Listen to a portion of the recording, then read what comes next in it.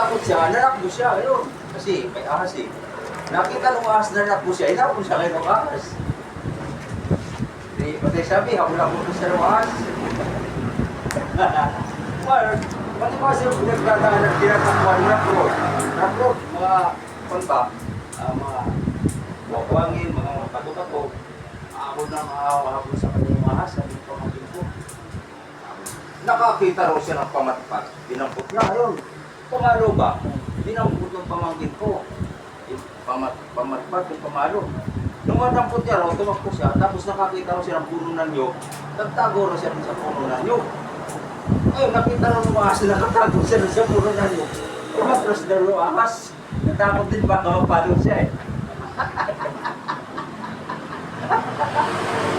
Ang galing ng ahas, no? Ayun, parang yung response. Oo. Nandun. Tapos natin na. Pero mo yun. Ngayon na na ako. Ahas na tumakbo siya, inakbo siya. Tapos, tumakbo siya ng pamalo.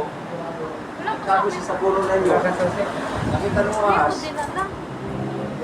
Pero tuloy, kasi nakita siya ng pamalo na nagtatago siya sa puno ng Iwanan nyog. ko na lang. Natakot din. Ang galing ng ahas. Sa main ba? Paki-like na lang po. Pakipindot na rin ang ating notification para lagi kayong updated sa ating susunod pang mga videos. Ba, Alam okay ko na. po, baka naligaw ka ako.